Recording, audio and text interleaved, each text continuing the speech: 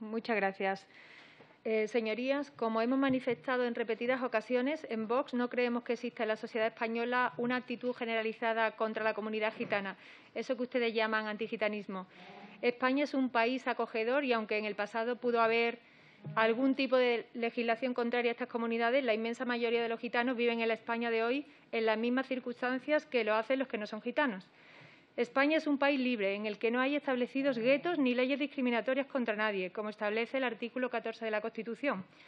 Los españoles son iguales ante la ley sin que pueda prevalecer discriminación alguna por razón de nacimiento, raza, sexo, religión, opinión o cualquier otra condición o circunstancia personal o social. La exposición de motivos de su PNL resulta totalmente disparatada. Afirman ustedes que los gitanos constituyen una minoría nacional dentro del Estado. Pues sepan que las personas que tienen el DNI español pertenecen a la única nación que existe en nuestro país, la española. Porque ya llevan muchísimos años, muchísimos siglos viviendo en España y están totalmente adaptados a nuestra nación. Si no, dense una vuelta por algunos barrios de Gerona para comprobarlo. Nosotros entendemos que en algunas zonas de nuestro país existen barriadas marginales en las que se dan altos números de fracasos de absentismo escolar. Y es verdad que hay un considerable número de familias gitanas entre ellos, pero también hay familias que no lo son. Por eso, desde Vox pedimos el cheque escolar junto al Distrito Único Educativo para hacer efectiva la libertad de elección de centro, para todos, sean de la etnia que sean. Porque de otra forma tendremos condenadas a las personas que por circunstancias económicas vivan en determinadas zonas a no poder elegir otros centros que estén fuera de su distrito residencial. Para conseguir la escolarización del 100% de la población no hay que acudir a medidas discriminatorias ni selectivas. ¿Por qué quieren tratar ustedes a los escolares gitanos de forma diferente a los escolares de otras etnias? ¿No serán ustedes los racistas? Lo que tienen que hacer es trabajar por el bien común de todos los españoles y dejar de tratar a los gitanos como si fueran menores de edad a los que hay que tutelar. Son españoles y como tal hay que tratarlos. Y, por cierto, señor Cortés, los habitantes que viven en la Cañada Real, los que viven en las 3.000 viviendas o en el Bacies de Sevilla, lo que necesitan es que les bajen el recibo de la luz. Ya que usted forma parte del Gobierno, a ver si puede hacer algo al respecto. Muchas gracias.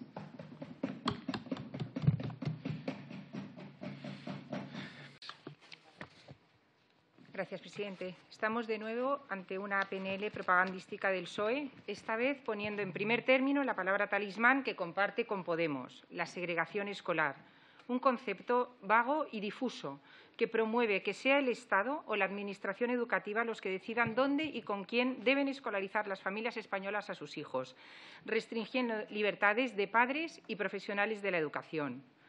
Para los socialistas y comunistas de esta Cámara, todo lo que no sea educación única, pública y laica es segregadora.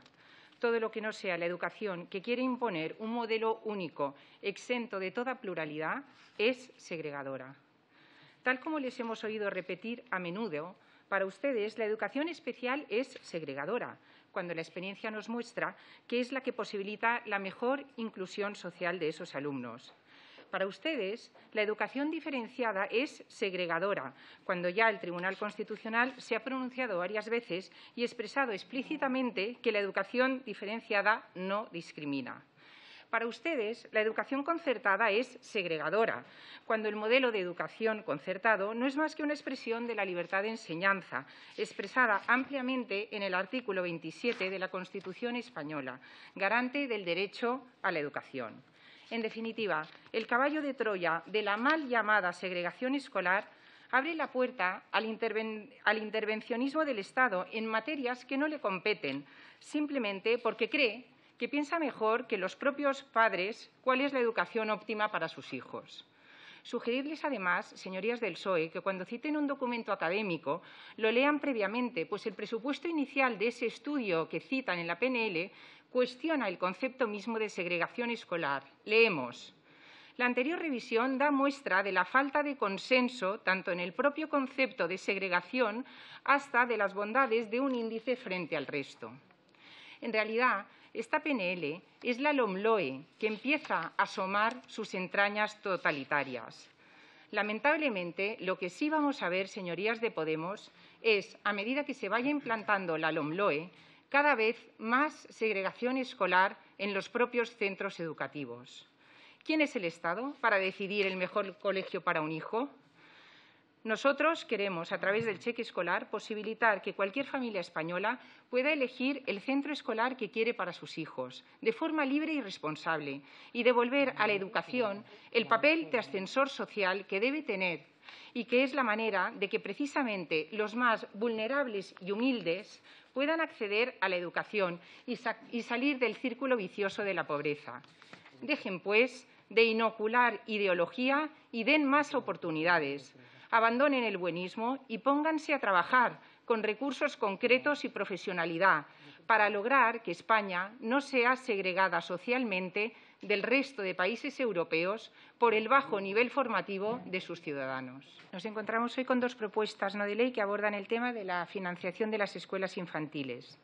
Un sector educativo que atraviesa una enorme crisis, tal y como nos han comunicado en sucesivas reuniones y sobre la que hemos hecho múltiples preguntas parlamentarias.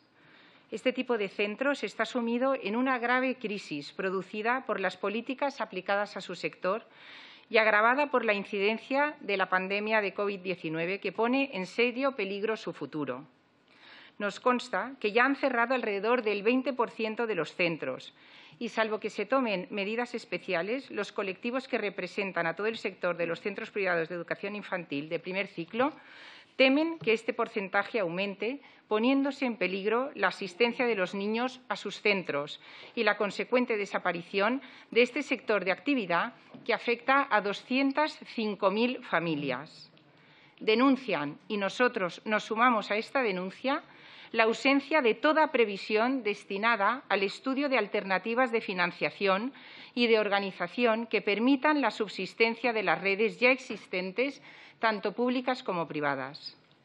Estas escuelas infantiles, que no cubren la totalidad de plazas que ofertan y que, sin embargo, realizan un excelente trabajo, están también preocupados por el anuncio del Gobierno, tras la reciente publicación de la LOMLOE, de la creación de 65.000 plazas gratuitas de primer ciclo de educación infantil exclusivamente en centros públicos. Es decir, el Gobierno legisla y presupuesta como si este modelo educativo no existiera, cuando la realidad es que el sector abarca unos 5.100 centros y dan trabajo a más de 50.000 personas.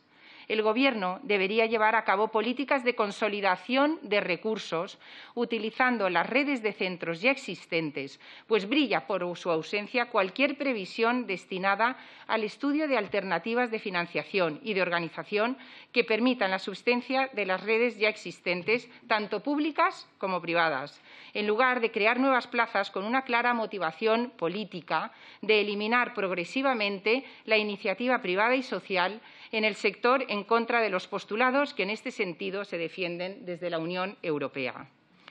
Asimismo, el Real Decreto Ley 5/2021 de 12 de marzo de medidas extraordinarias de apoyo a la solvencia empresarial en respuesta a la pandemia de la COVID-19 tampoco ha tenido en cuenta los CENAE correspondientes a este tipo de educación.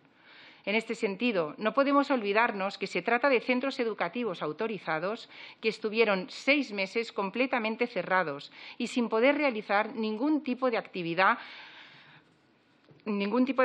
por lo que esta exclusión no se entiende al ser empresas cuyos ingresos han descendido en más de un 30% y que además han realizado grandes desembolsos económicos para cumplir con los requisitos impuestos por las autoridades sanitarias para proceder a la reapertura de forma segura, sin haber recibido tampoco ningún tipo de ayuda para realizar estas adaptaciones. Y por si esto fuera poco, el Gobierno, a través de la LOMLOE y de los presupuestos generales del Estado, destina 200 millones de euros con cargo a los fondos de la Unión Europea para crear plazas públicas de educación infantil y, además, prioritariamente, plazas de 1 a 2 años. No solo las excluyen de toda ayuda, sino que cuartean la etapa, rompiendo los objetivos pedagógicos del ciclo y comprometiendo la viabilidad económica de estos centros. Por eso, vamos a apoyar la propuesta del Partido Popular, pues quiere contribuir a solucionar la problemática que hemos señalado. En definitiva, abogamos por la gratuidad en la educación infantil, con diferentes formas de financiación, para de este modo garantizar la pluralidad educativa.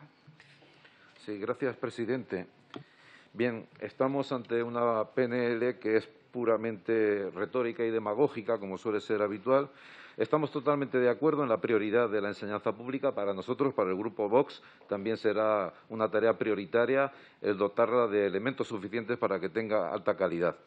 Pero la verdad es que, en primer lugar, da la impresión de que parece que ustedes no gobiernan. Y cuando gobiernan, entonces lanzan estas diatribas contra las comunidades autónomas en las que no gobiernan. Pero tienen ustedes mecanismos para controlarlas.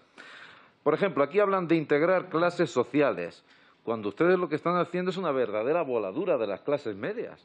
Esto es lo que están haciendo. Y les están señalando a esas clases pudientes el objetivo, que es la privada, porque están ustedes también atentando contra la concertada, que es una enseñanza que permitía que las clases medias pudiesen elegir el modelo educativo, y contra eso están atacando. Hablan de garantizar la igualdad de oportunidades, pero ¿es que garantizar la igualdad de oportunidades acaso es compatible con la rebaja de la exigencia académica? Acaban de mencionar aquí el caso finlandés. Yo les recomiendo que lean el libro de Gabriel Heder, se llama Real Finnish Lesson, en donde explica que el éxito del caso finlandés se da precisamente mientras tuvieron una enseñanza tradicional con una alta valoración del profesorado y con una alta exigencia académica. Por cierto, han bajado varios puntos en el informe PISA Finlandia, precisamente cuando han empezado a adoptar estas medidas pedagógicas tan modernas y tan del siglo XXI que ustedes quieren aplicar aquí en España. Ahí es cuando han empezado a bajar. Todos los estudiosos del informe PISA reflejan que son los sistemas educativos con una alta exigencia académica, todos reflejan que esos sistemas con alta exigencia académica son los que triunfan y son los sistemas de alta calidad. Ustedes lo que hacen es rebajar la exigencia, lo que hacen es aprobar casi por decreto y ahora nos dicen que aprobar por competencias e incluso por la madurez del alumno, que no sé cómo se mide esto de la madurez si no es con notas objetivas. Luego, además, hablan otra vez de la igualdad y estamos dándole vueltas a la misma. En este año, en donde la prueba de EBAU han ido alumnos con 2 asignaturas suspensas según la comunidad autónoma y otros que no, ustedes hablándonos de igualdad y de equidad, cuando otra vez insisto en lo mismo, la inversión por alumno es dispar según las comunidades autónomas y cuando hablan de igualdad pues no sabemos los parámetros, si esa igualdad se da en el entorno de la nación o no.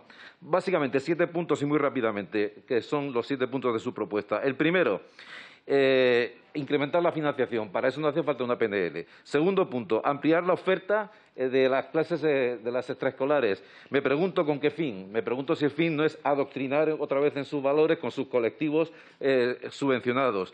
Después hablan de la educación infantil. Todos sabemos, ya lo hemos hablado aquí, lo que persiguen. Básicamente, pues eliminar estas cooperativas. En la educación especial, lo mismo, atentar contra los centros de educación especial. La carrera docente la mencionan, pero si la carrera docente en España consiste en hacerse viejo, si no hay nada más que 4 cursos de los sindicatos para que cobrar trienios y sexenios, no existe esa carrera docente. Y el sexto, otra vez, un ataque a la concertada y bueno, y terminamos, porque me estoy pasando. La paradoja es que ustedes, queriendo defender lo público, a quienes están favoreciendo es a la privada. Sí, gracias, señor presidente. Señor Azorín, lo que es verdaderamente bochornoso es utilizar un crimen horrendo para hacer propaganda política. Y lo que es verdaderamente bochornoso es que cuando el asesino es el padre, ustedes no se pongan no detrás de la pancarta, ni siquiera pongan pancarta. Así que hablando de bochornos, bochornos el suyo. Utilizar este elemento una y otra vez para atacar a Vox, que defiende a todos los niños con independencia de que sean asesinados por sus padres o por sus madres. Y utilizar esto en la lucha política es algo que refleja que ustedes son un poquito carroñeros, por utilizar una cosa más o menos tranquila. Bien, respecto a la proposición no de ley, hombre, es que ya está bien, ¿eh? Es que ya está bien, ya está bien. Por favor, por favor. ¿Ustedes creen que pueden insultar así a nuestro grupo político porque les da la gana? Señor Robles, por favor. Y acusarnos de ser ultras por no ponernos detrás de una pancarta cuando hizo un minuto de silencio, cuando hemos condenado toda la violencia. ¿Por qué esta manera de criminalizarnos? No lo vamos a tolerar, evidentemente. Claro que no. Continúe, señor Robles. Respecto de Presidente, pedimos que se retire del acta el insulto que se ha generado y que se ha producido a este grupo parlamentario. Señora, gracias. Señora Martínez, por favor. Cuando termine la intervención del señor Robles, esas peticiones, por supuesto, le daremos la palabra y se podrá solicitar que se retire del acta. Señor Robles. Bien, respecto de la proposición no de ley. Yo considero que no hay nada más discriminatorio que tratar a la gente como si fuesen absolutamente inconscientes acerca de las decisiones que toman. Si las mujeres prefieren las carreras de enfermería, pues por algo será. Y si los chicos prefieren estudiar informática, por algo será. Según la encuesta que yo manejo, así no se puede. No se puede.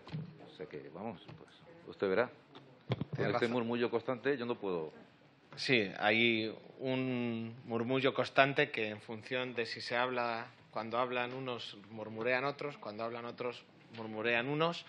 Y por favor les pido a todo el mundo que guarde silencio, porque obviamente esto es democracia y no estamos de acuerdo muchas veces en las cosas que oímos de los grupos parlamentarios opuestos. Pero por favor, guardemos silencio. Señor Robles, puede continuar. Un 12% de los niños que estudian secundaria prefieren estudiar ciencias, un 12%, que no es un porcentaje exagerado, y un 4% son chicas. No sé exactamente qué pretenden ustedes. Seguramente piensan que no existe el dimorfismo sexual o piensan que las costumbres y las variables antropológicas están totalmente desconectadas del sexo. Ahora hablan ustedes de géneros, que son cosas de la psique, pero la realidad es tozuda, a pesar de que ustedes se empeñan en querer dirigirla. Y la realidad es la que es. Estoy completamente de acuerdo en que hay que promocionar el acceso de las mujeres a las ciencias, a la tecnología, etcétera, etcétera. Pues claro, pero esto es algo que se producirá poco a poco, igual que ha ocurrido en otras áreas, no porque los políticos lo quieran dirigir, que este es el problema, ¿eh? El problema es que ustedes no tienen en cuenta que no es la conciencia de los políticos la que determina la realidad, sino que es la realidad la que determina nuestra conciencia, la de los políticos y la de los demás. Cuando, por ejemplo, hace 60 años no existía en España ni una sola estibadora, mujer estibadora, no era porque las mujeres no quisieran realizar ese trabajo, es porque era un trabajo pesado que no podían realizar. Ahora que se ha mecanizado esto, tenemos en el puerto de Valencia muchas mujeres que son estibadoras, pero ha sido la tecnología la que ha permitido que las mujeres puedan acceder a esto. Mientras no existía esa técnica, esa tecnología, era imposible que las mujeres lo hicieran en términos generales, porque he sabido que las mujeres tienen menor peso corporal, menor masa muscular, etcétera, etcétera. Hay muchos trabajos que las mujeres siguen sin querer realizar y a mí me parece bien, yo tampoco querría realizarlos, como poceros, encofradores, etcétera, etcétera. La brecha de género se irá, si es que existe, porque también es una forma de hablar bastante ideológica, se irá reduciendo en función de la propia evolución social. Lo que no pueden ustedes es convertirse en los pastores de un rebaño. Y nos parece que es marginar a las personas, no sean hombres o sean mujeres. Bien. Resulta difícil rechazar propuestas que van en el sentido de facilitar la financiación de los estudiantes y de su actividad académica, más aún en estos tiempos. Facilitar la llegada de las becas a los alumnos supone un alivio que sin duda requiere medios económicos y que en muchas ocasiones llegan tarde debido a demoras tanto en tramitación como de otra índole.